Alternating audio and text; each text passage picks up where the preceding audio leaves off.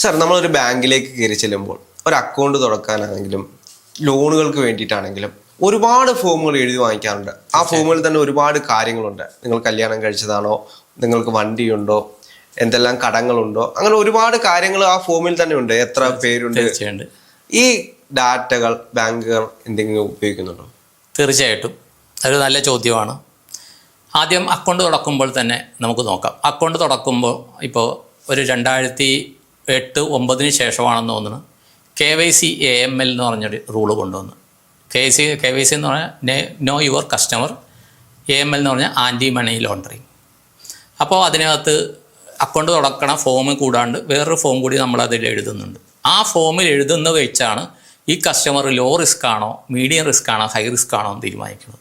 ഇപ്പോൾ താങ്കളൊരു അക്കൗണ്ട് തുടങ്ങുകയാണ്. എന്താണ് ഈ അക്കൗണ്ട് തുടങ്ങണ ആവശ്യം? സേവിങ്സ് ആണ്. ഇതിൻ്റെ പണം എവിടെ നിന്ന് പ്രതീക്ഷിക്കുന്നു? എൻ്റെ സാലറിയാണ്, അല്ലെങ്കിൽ എൻ്റെ പേഴ്സണൽ സേവിങ്സ് ആണെന്ന് പറയുകയാണ്. അതോടൊപ്പം താങ്കളുടെ അക്കൗണ്ടിലേക്ക് വിദേശത്ത് നിന്ന് പണം വന്നു കഴിഞ്ഞാൽ അത് അതിൽ സൂചിപ്പിച്ചില്ല എന്നുണ്ടെങ്കിൽ അത് ഒരു സംശയദൃഷ്ടിയോടെ KYC AML ഇതായിട്ട് നോക്കും. പെട്ടെന്നൊരു ദിവസം 5 ലക്ഷം 10 ലക്ഷമൊക്കെ അക്കൗണ്ടിൽ വരികയാണെന്ന് വെച്ചു, അത് മോണിറ്റർ ചെയ്യും. ബാക്ക് ഓഫീസ് മോണിറ്റർ ചെയ്യും.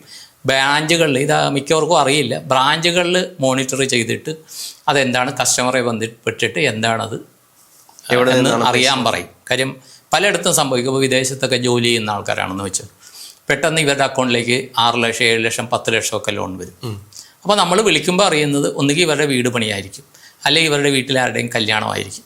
മനസ്സിലായി? അപ്പോൾ അതിന് വേണ്ടിയിട്ട് ഇവർ അവിടെ നിന്ന് തന്നെ അവർക്ക് ജോലി ചെയ്യുന്ന അവിടെ നിന്ന് ലോൺ എടുക്കാമല്ലോ. ചിലയിടത്തൊക്കെ കമ്പനികളുടെ ജോലി അതായിരിക്കും. അതപ്പോൾ പറയുക. അപ്പോൾ നമ്മളെപ്പോഴും ഒരു ബാങ്കിൽ ഒരു ഫോം പൂരിപ്പിച്ച് കൊടുക്കുമ്പോൾ വെറുതെ ബ്ലാങ്ക് വിടാണ്ടിരിക്കുക.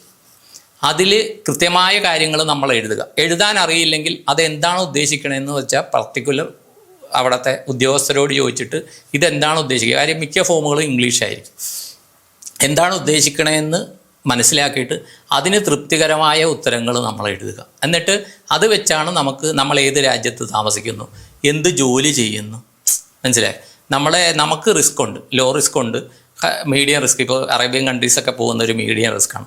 ചില ജോലികൾ ചെയ്യുന്നവർ ഹൈ റിസ്കിലാണ് വരുന്നത്. മനസ്സിലായി? അതൊക്കെ വെച്ചിട്ടാണ് അതിൻ്റെ കാര്യത്തിന് വേണ്ടിയിട്ടാണ് ഈ കാര്യം ഒരു ഡാറ്റ എടുക്കുന്നത്. അക്കൗണ്ട് ഓപ്പണിങ്ങിൻ്റെ ഫോമിൽ ഇതൊക്കെ മാനേജരും അതിൻ്റെ ഓഫീസർ, അതിൻ്റെ ബന്ധപ്പെട്ട ക്ലർക്ക് അവരൊക്കെ ഇത് സൈൻ ചെയ്യേണ്ടതുണ്ട്. അപ്പോൾ കൃത്യമായിട്ട് ചോദിച്ചു കഴിഞ്ഞാൽ, പ്രത്യേകിച്ച് നോമിനേഷനൊക്കെ കൃത്യമായിട്ട് എഴുതുക. ബാങ്ക് ഒരു ഫോമിൽ ഒരു കാര്യം ചോദിച്ചാൽ അത് നിങ്ങളിൽ നിന്ന് കിട്ടുന്നത് നിങ്ങളുടെ ഭാവി കാര്യങ്ങൾക്ക് വേണ്ടിയിട്ടാണ് ഇത് ചോദിക്കണമെന്ന് മനസ്സിലാക്കുക. എന്ത് കാര്യം അപ്പോൾ വെറുതെ എവിടെ സിഗ്നേച്ചർ എന്നുള്ളിടത്ത് മാത്രം ഒപ്പിട്ട് പോകാണ്ട് ഇതെല്ലാം മനസ്സിലാക്കുക. എന്തൊക്കെയാണ് ഇതിൽ റൂള് വരുന്നതെന്ന് മനസ്സിലാക്കുക. അതോടൊപ്പം തന്നെ വായ്പ കൊടുക്കുമ്പോഴത്തേക്കും കുറേ കാര്യങ്ങൾ അവർ ചോദിക്കും. വായ്പ കൊടുക്കുമ്പോഴേ ഇതിനേക്കാളും കൂടുതൽ കാണും. അതിൽ കല്യാണം കഴിച്ചതാണോ, കുട്ടികളുണ്ടോ, എഡ്യൂക്കേഷൻ ക്വാളിഫിക്കേഷൻ എന്താണ് എന്നൊക്കെ ചോദിക്കുന്നുണ്ട്. മിക്കവരും ഇത് വെറുതെ ഇട്ടുകൊണ്ട് പോകും. ഈ മിക്കവർക്കും അറിയില്ല ക്രെഡിറ്റ് റേറ്റിംഗ് എന്ന് പറഞ്ഞൊരു കാര്യം നടക്കുന്നുണ്ട്. ഇപ്പോൾ എന്ത് ലോൺ കൊടുക്കുക, പേഴ്സണൽ ലോൺ ആകട്ടെ, ഹൗസിംഗ് ലോൺ ആകട്ടെ, അഗ്രികൾച്ചറിന് അത്രയില്ല എങ്കിലും ചെയ്യുന്നുണ്ട്, റേറ്റിംഗ് ചെയ്യുന്നുണ്ട്.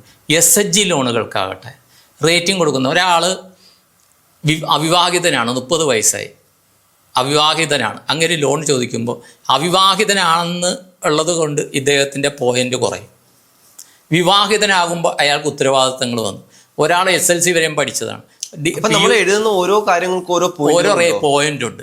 ചിലപ്പോൾ അത് നമുക്ക് കിട്ടുന്ന ലോൺ തുകയിൽ വ്യത്യാസങ്ങൾ വരുത്താം, ചിലപ്പോൾ പലിശയിൽ വ്യത്യാസം വരുത്താം. ഈ പോയിന്റുകളാണ് നമുക്ക് വ്യത്യാസം. ആ പോയിന്റുകളാണ് വെച്ച് ഒരു ചാർട്ടുണ്ട്. ബാങ്കുകൾക്ക് ക്രെഡിറ്റ് റേറ്റിംഗ് ഷീറ്റ് ഉണ്ട്. ഇപ്പോൾ മുദ്രാ ലോണിനൊരു ഷീറ്റ്, ഹൗസിംഗ് ലോണിനൊരു ഷീറ്റ്, വെഹിക്കിൾ ലോണ്. അതിൽ ഈ ചോദിക്കുന്ന ഓരോ കാര്യങ്ങളും ഇത് നിങ്ങൾക്ക് എത്ര കുട്ടികളുണ്ട്, അതിന് ഇത്ര ഇത്, നിങ്ങൾക്ക് എന്ത് പ്രായമാണ്, ഇത്ര പ്രായം, സിംഗിൾ ആണെങ്കിൽ അതിന് 1 മാർക്കില്ല, നിങ്ങൾ വിവാഹിതനാണെങ്കിൽ മാർക്കുണ്ട്, നിങ്ങൾക്ക് LIC പോളിസികളുണ്ട്, കാണിക്കുക. ഇതൊന്നും ബാങ്കിൽ കൊണ്ടുവരേണ്ട കാര്യങ്ങളൊന്നുമില്ല. നിങ്ങളുടെ ഡിഗ്രി ആണെങ്കിൽ ഡിഗ്രി ആണെന്ന് പറയുക. ചില സമയത്ത് ബാങ്കുകൾ ചോദിക്കും വെറുതെ പോയിന്റ് കിട്ടിപ്പോൾ നമ്മൾ ഇത് വന്നിട്ട് പോയിന്റ് കിട്ടാനായിട്ട് ഡിഗ്രി ആണെന്ന് പറയുക. ഇതുള്ള കാര്യം പറയുക. വേണമെങ്കിൽ നമുക്കുള്ളതിൻ്റെയൊക്കെ തെളിവിൻ്റെ കോപ്പി അതിനകത്ത് വെക്കുക. കാര്യം ഇതൊക്കെ നമ്മുടെ പലിശയിൽ നമുക്ക് കുറച്ച് ആനുകൂല്യങ്ങൾ വരുത്തും. അതുപോലെ ലോണ് വോളിയത്തിൽ നമുക്ക് കുറേയധികം പ്രയോജനം ചെയ്യും. നമുക്ക് എന്നൊക്കെ സ്ഥലമുണ്ട്, ഭാര്യയ്ക്ക് എത്ര സ്വർണ്ണമുണ്ട്, അത് സത്യവന്തമായിട്ട് പൂരിപ്പിക്കുക. അതൊന്നും കൊണ്ടുവന്ന് ബാങ്കിൽ വെക്കേണ്ട കാര്യമില്ല. ഇയാൾക്ക് സാമ്പത്തിക സ്ഥിതി എന്താണെന്ന് മനസ്സിലാക്കാനാണ് ബാങ്ക് ചെയ്യുന്നത്. അപ്പം നല്ല രീതിയിൽ സാമ്പത്തിക സ്ഥിതിയുണ്ട്, ഇങ്ങൾക്ക് സ്ഥലമുണ്ട്, വീടുണ്ട്, കൃഷി സ്ഥലമുണ്ട്, അല്ലെങ്കിൽ ചില സമയത്ത് ഇപ്പോൾ കൃഷിയുടെ കാര്യത്തൊക്കെ ആകുമ്പോൾ എത്ര പശുവുണ്ട് അതൊക്കെ ചോദിക്കും. അതൊക്കെ ഒരു പ്ലസ് പോയിൻ്റാണ് നമുക്ക്. അപ്പോൾ ബാങ്ക് എന്ത് ഫോമിൽ എന്ത് കാര്യങ്ങൾ ചോദിച്ചാലും അതിന് പുറകിൽ നമുക്ക് ഗുണകരമായ കുറേ ഘടകങ്ങൾ ഉണ്ടെന്ന് വിചാരിച്ചിട്ട് വേണം കൊടുക്കുക. ഞാനെന്തിനാ ബാങ്കിൽ കല്യാണം കഴിഞ്ഞതെന്ന് പറയുന്നത്, ഞാനെന്തിനാ എൻ്റെ പിള്ളേരുടെ പ്രായവും ഇതും പറയണത്? പിള്ളേർ പറയാണ്, എനിക്ക് 2 മക്കളുണ്ട്, ഒരാൾ +2 12 വയസ്സായി, ഒരാൾ 10 വയസ്സായി. 4-5 വർഷം കഴിയുമ്പോൾ ബാങ്കിന് മനസ്സിലായി ഇയാളുടെ +2 കഴിഞ്ഞ് ഈ കുട്ടിക്ക് ഒരു എഡ്യൂക്കേഷൻ ലോണിന് ചാൻസ് ഉണ്ട്. മനസ്സിലായി? ഇതൊക്കെ ഈ ഡാറ്റയൊക്കെ കമ്പ്യൂട്ടറിൽ ഫീഡാവും. ചില കാര്യത്തിൽ ജാതി ചോദിക്കും, മതം ചോദിക്കും, നിങ്ങൾ സ്പെഷ്യൽ കാറ്റഗറി ആണോന്നൊക്കെ ചോദിക്കും. ഇതൊക്കെ എന്താണെന്ന് വെച്ച് കഴിഞ്ഞാൽ ഗവൺമെൻറ് ഒരു ഡാറ്റ എടുക്കുന്നുണ്ട് ഓരോ ക്വാർട്ടറിലും ഓരോ ഹാഫ് ഇയറിലും. ഈ അവശ്യ വിഭാഗത്തിൽ ജാതീയമാകാം, മതപരമാകാം, ചില മേഖലകൾ അനുസരിച്ചാകാം, ചില പ്രത്യേക നിങ്ങൾ ഗ്രാമത്തിലാണോ താമസിക്കുന്നത്, ടൗണിലാണോ, മെട്രോ, ഇതൊക്കെ ചോദിക്കുന്നത് ഇതൊരു ഡാറ്റാ ശേഖരണത്തിനാണ്, ഒരു സ്റ്റാറ്റിസ്റ്റിക്സിന് വേണ്ടിയിട്ടാണ്. അതപ്പോൾ നാളെ ഒരു ഗവൺമെൻറ്റിന് ഒരു തീരുമാനങ്ങൾ എടുക്കാനായിട്ട്, ബാങ്കുകൾക്കൊരു തീരുമാനങ്ങൾ എടുക്കാനായിട്ടൊക്കെ ഇത് പ്രയോജനം ചെയ്യും. അത് നമ്മളെപ്പോഴും വിചാരിക്കുക ഇത് വെറുതെ ആവശ്യമില്ല, നമ്മൾ പൂരിപ്പിച്ചാലേ ഇല്ലെങ്കിൽ കാശ് എടുത്തു കഴിഞ്ഞാൽ, ലോൺ എടുത്തു കഴിഞ്ഞാൽ നമ്മൾ തിരിച്ചടയ്ക്കണം. എല്ലാവരുടെയും ഭാവം അത്. എഴുതിയാൽ എന്താ എഴുതില്ലേ, അവിടെ ആദ്യം ഒരു പേരെഴുതും, ഇൻ്റർവ്യൂ എഴുതും, പ്രായം എഴുതിയ ഭാഗ്യം എടുത്ത് താഴെ ഷൂ എന്ന് പറഞ്ഞ് ഒപ്പിടും. അല്ല, ഇതിലെല്ലാ ഡാറ്റകളും നിങ്ങൾ എഴുതുക. നോൺ ആപ്ലിക്കബിൾ ആണെങ്കിൽ നോൺ ആപ്ലിക്കബിൾ എന്ന് എഴുതുക. വെഹിക്കിളുണ്ട്, ഒരു ടൂ വീലറുണ്ട്, ഇന്ന നമ്പറാണ്, ഇന്ന ദിവസം എടുത്ത് എന്ന് മനസ്സിലായ, ഇന്ന വർഷം എടുത്തു, അതിന് ലോൺ ഉണ്ടെങ്കിൽ ഉണ്ട്, ഇല്ലെങ്കിൽ ഇല്ല. ഇൻഷുറൻസ്, അപ്പോൾ അതിൽ ചോദിക്കുന്നുണ്ട് ഇൻഷുറൻസ് കൃത്യമാണോ, കവറേജ്. അപ്പം നമുക്കൊന്ന് നോക്കാം, ഇൻഷുറൻസ് എൻ്റെ വണ്ടിയുടെ എടുത്തിട്ടുണ്ടോ, ഇപ്പോഴും അപ്ഡേറ്റ് ആണെന്നൊക്കെ നോക്കാനുള്ള ചാൻസാണ് വരുന്നത്. അപ്പോൾ തീർച്ചയായിട്ടും അത് പൂരിപ്പിക്കുമ്പോൾ നമ്മളെക്കുറിച്ച് നമ്മൾ തന്നെ വിലയിരുത്തുകയാണ്. അത് കഴിഞ്ഞിട്ടാണ് ഇത് ബാങ്കിൻ്റെ അടുത്ത് പോകുന്നത്. നമ്മൾ ഇതൊന്നും ഓർക്കാത്ത കാര്യമാണ്. ഇതെന്തായി, ഭാര്യയുടെ പ്രായം എന്താണ്, മക്കളുടെ പ്രായം, ചിലപ്പോൾ ഓർത്തെന്ന് വരികയല്ല. നമ്മുടെ ജീവിതത്തിന്റെ ഓട്ടത്തിന്റെ മുഴുവൻ കാര്യങ്ങളും വരികയാണ്. നമുക്ക് എത്ര LIC ഉണ്ടെന്ന് അറിയില്ല. കാര്യം എല്ലാവരും മാൻഡേറ്റ് കൊടുക്കുകയാണ്. LIC അവർ നമ്മുടെ അക്കൗണ്ടിൽ നിന്ന് എടുക്കുകയാണ്. നമുക്കറിയില്ല LIC എത്രയാണ്, അതിൻ്റെ പോളിസി ഇതെത്രയാണ്. എടുക്കുമ്പോൾ കുറച്ച് നാൾ ഓർമ്മയുണ്ടാകും, ഏജൻറ്റ് വരും, പിന്നെ ഇതൊന്നും ഓർക്കില്ല. അപ്പോൾ LIC ഒക്കെ പൊടി തട്ടി എടുത്തിട്ട് ഇന്ന ഇത് കാര്യമാണ്, ഇന്ന LIC ഉണ്ട്, ഇന്ന LIC നമ്മളുണ്ടെന്നില്ല എഴുതിയിട്ട് നമ്മളതിൻ്റെ ഒരു ഫോട്ടോ കോപ്പി എടുത്ത് നമ്മുടെ അടുത്ത് വെച്ച് കഴിഞ്ഞാൽ ഒരു റെക്കോർഡായി. ഇപ്പോൾ ബാങ്കുകളെ സംബന്ധിച്ചിടത്തോളം ഈ മിക്ക കാര്യങ്ങളും വ്യക്തികളെ സംബന്ധിച്ചൊരു കാര്യം, ഇപ്പോൾ എനിക്കൊരു കാര്യം ഉണ്ടെങ്കിൽ, എനിക്ക് അസറ്റ് ആൻഡ് ലയബിലിറ്റീസ് ഉണ്ടെങ്കിൽ എൻ്റെ ഭാര്യയോടോ പിള്ളേരോടോ ഞാൻ പറയണമെന്നില്ല. ഒരു ദിവസം ഒരു ആൾക്ക് പെട്ടെന്ന് ആകസ്മികമായിട്ട് എന്തെങ്കിലും സംഭവിച്ചു കഴിഞ്ഞാൽ വീട്ടുകാർക്ക് അറിയില്ല ഇയാൾക്ക് എത്ര LIC ഉണ്ടെന്ന്, എത്ര ഇതുണ്ടെന്ന് വീട്ടുകാരറിയില്ല. ഇൻഷുറൻസ് പ്രത്യേകിച്ച് ഇദ്ദേഹത്തിൻ്റെ സമ്പാദ്യം. വായ്പയാണെങ്കിൽ ബാങ്കുകാർ അഡ്രസ്സ് തപ്പി വരും എന്ന് പറയും. മനസ്സിലായോ?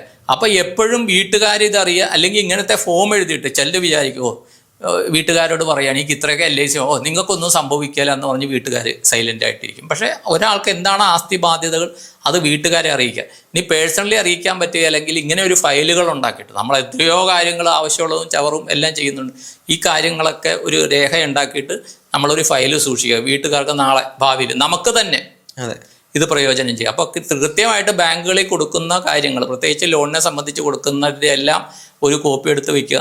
ഈ ഡാറ്റയൊക്കെ കൃത്യമായിട്ട് എഴുതുക. അതിനകത്ത് അവർ ചോദിക്കുന്നത് ചിലപ്പോൾ നമ്മുടെ ജീവിതത്തിൽ ആ കാര്യങ്ങളൊക്കെ വിലയിരുത്താം. നിങ്ങളുടെ വീടിൻ്റെ ടാക്സ് എന്നുവരെ അടച്ചു, സ്ഥലത്തിന്റെ ടാക്സ് എന്നുവരെ അടച്ചു എന്നൊക്കെ കാര്യമാണ്. നമ്മുടെ പലരുടെയും വീട്ടിലുള്ള ആളുകൾക്ക് അറിയത്തില്ല. ഇപ്പം ഒരു അച്ഛനും അമ്മയും ഉണ്ടെങ്കിൽ അച്ഛന് എന്തെല്ലാം സേവിങ്സ് ഉണ്ടെന്നോ ഡെബിറ്റുകൾ ഉണ്ടെന്നോ അമ്മയ്ക്ക് അറിയില്ല. അമ്മ എന്തെല്ലാം സാമ്പത്തിക ബാധ്യതകളുണ്ടെന്ന് അച്ഛനും അറിയത്തില്ല. മക്കൾക്ക് എത്ര ഉണ്ടെന്ന് ആർക്കും അറിയത്തില്ല. അപ്പം ആർക്കെങ്കിലും എന്തെങ്കിലും സംഭവിച്ചു കഴിഞ്ഞാൽ ആ സമയത്താണ് അവർ അത് പിടിക്കാൻ പോകുന്നത്. തീർച്ചയായിട്ടും. അപ്പൊ ഏറ്റവും നല്ലത് ഇപ്പോൾ തന്നെ നമ്മളത് ഇതെല്ലാം ഒരാൾക്ക് പേഴ്സണൽ ഇൻഫർമേഷൻ എന്ന് പറയും. അപ്പൊ ഇതെപ്പോഴും നോക്കുക. ബാങ്കുകൾ ചോദിച്ചിട്ടുണ്ടെങ്കിൽ പുറകിൽ എന്തോ കാര്യമുണ്ട്. മനസ്സിലായോ? വെറുതെ ബാങ്കുകൾ ഒരു അഡീഷണൽ വർക്കിലോട്ട് എടുത്ത് വിൽക്കുകയില്ല. എപ്പോഴും വർക്ക് കുറയ്ക്കാനാണ് നോക്കുന്നത്.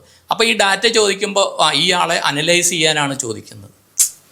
മനസ്സിലായി? ഇപ്പോൾ ഒരു ഡോക്ടറിനെ നമ്മൾ ആദ്യം ഡോക്ടറെ കാണാൻ ഒരു ചെക്കപ്പിന് പോകുമ്പോൾ അവർ ചോദിക്കും എന്തുണ്ട്, ചുമയുണ്ടോ, ശരീരത്തിൻ്റെ അവിടെ വേദനയുണ്ടോ, ഇവിടെ വേദനയുണ്ടോ ഒരു വിലയിരുത്തൽ ഡോക്ടറുടെ ഒരു കൺക്ലൂഷൻ എത്രയാണ്. അതുപോലെ ഇത് നമ്മളെക്കുറിച്ചുള്ള ഒരു വിലയിരുത്തലാണ്. അത് സത്യസന്ധമായിട്ട് എഴുതുക.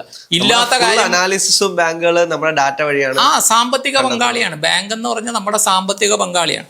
ഉള്ള കാര്യം കൃത്യമായിട്ട് എഴുതുക, ഇല്ലാത്ത കാര്യം ഉണ്ടെന്ന് എഴുതാണ്ടിരിക്കുക. അത് നമുക്ക് എപ്പോഴും പ്രയോജനം ചെയ്യും. ഭാവിയിൽ അത് വളരെയധികം സാമ്പത്തിക സുസ്ഥിരതയ്ക്ക് വളരെയധികം നമ്മൾ പരോക്ഷമായിട്ട് അത് സഹായിക്കും. പക്ഷേ ഇങ്ങനെ എഴുതി കൊടുക്കുന്ന ഡാറ്റകൾ പ്രത്യേകിച്ച് വലിയ ലോണുകൾ ഹൈ വാല്യൂ ഇപ്പോൾ 1 ലക്ഷം 2 ലക്ഷം ഒന്നുമല്ല 5 ലക്ഷത്തിന് മുകളിലൊക്കെ എടുക്കുന്ന ലോണുകളിൽ ഇപ്പോൾ സിബിൽ സ്കോർ ബാധിക്കുന്ന പോലെ ഈ റേറ്റിങ്ങുകളിലും നമുക്ക് പോയിന്റുകൾ കൂടിയാൽ അനുഭവം നമുക്ക് പ്ലസ് പോയിന്റുകൾ കൂടിയാൽ നമുക്ക് കുറേ അധികം ചിലപ്പോൾ കാലാവധി കൂടുതൽ കിട്ടാം, ചിലപ്പോൾ ലോൺ തുക കൂടുതൽ കിട്ടാം, ചിലപ്പോൾ പലിശയിൽ ഇളവ് വരാം, അങ്ങനെ കുറേ കാര്യങ്ങൾ. അതൊന്നും ഒരാളും നിങ്ങൾക്ക് ഇങ്ങനെയുണ്ട് കേട്ടോ, ഇങ്ങനെ എഴുതി കഴിഞ്ഞാൽ നിങ്ങൾക്ക് ഇത്ര പലിശയിലൊരു വ്യത്യാസം ഉണ്ടെന്ന് ആരും പറയില്ല.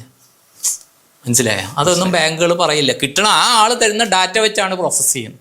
അപ്പോൾ ആ ഡാറ്റ കൃത്യമായിട്ട് കൊടുത്തു കഴിഞ്ഞാൽ വളരെയധികം പ്രയോജനങ്ങൾ നമുക്ക് ചെയ്യും. സാമ്പത്തികമായിട്ട് കാലാവധി അനുസരിച്ചെല്ലാം വലിയ പ്രയോജനം ചെയ്യും. തീർച്ചയായിട്ടും എല്ലാ ഫോമുകളും കൃത്യമായിട്ട് വായിച്ചു നോക്കി കൃത്യമായിട്ട് പൂരിപ്പിക്കുക, അതാണ് നല്ലത്. Okay, thank you.